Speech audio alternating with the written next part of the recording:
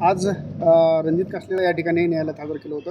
काय झालं नेमकं न्यायालयामध्ये, काय सांगतो? PSI रणजित कासले यांना गुन्हा रजिस्टर नंबर 213/2025 अट्रॉसिटीज ॲक्टमध्ये अटक करून मान्य न्यायालयात हजर केलं होतं.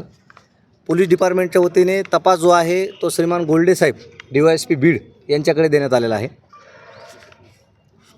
कासले सरांची एकंदरीत 14 दिवसाची पोलीस कस्टडी पोलिसाकडनं मागवण्यात आलेली होती.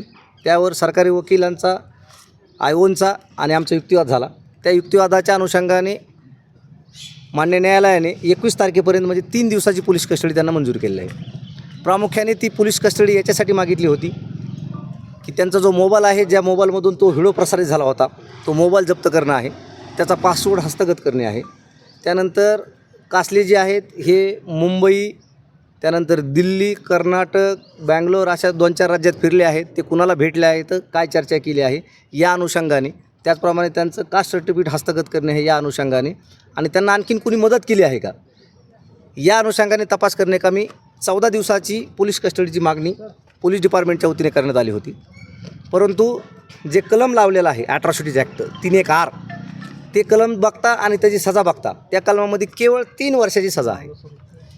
3 वर्षांची, म्हणजे ज्या गुन्ह्यात 3 वर्षापर्यंत सजा आहे, as per direction of supreme court 7 वर्षाच्या आतमध्ये ज्या गुन्ह्यामध्ये सजा आहे अशा गुन्ह्यामध्ये पोलीस डिपार्टमेंट टेबल जामीन म्हणजे पोलीस स्टेशनला नोटीसवर सोडून देण्याचा अधिकार आयोगांना आहे.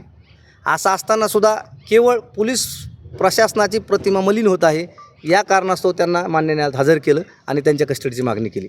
परंतु मान्य न्यायालयाने केवळ त्यांना 3 दिवसाची पोलीस कस्टडी दिलेली आहे. पण मग त्यांच्यावरती अट्रॉसिटी अंतर्गत गुन्हा त्याचा खटला चालला की मग पोलिसांची प्रतिमा मलिन केली नाही, आता लावला गेलेला आहे. PCRचे जर ग्राउंड बघितलं आपण तर त्याच्यामध्ये तो सुद्धा म्हणजे त्यांना अटक करून जे आणलं होतं त्या अट्रॉसिटीच्या कलमामध्येच आणलं होतं. परंतु त्यातला जो ग्राउंड बघितला तुम्ही तर त्या ग्राउंडमध्ये यांनी पोलिसांची प्रतिमा मलिन केली आहे वगैरे वगैरे त्यांच्या वतीने आर्ग्यू करण्यात आलं.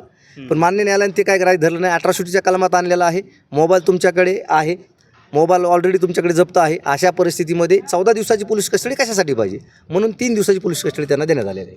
Okay, thank you. जामिनासाठी कधी अर्ज करणार? MCR ज्या दिवशी मान्य न्यायालय त्यांना करेन त्यानंतर त्यांचा जामीनचा अर्ज मान्य न्यायालयात दाखल केला जाईल. थँक्यू.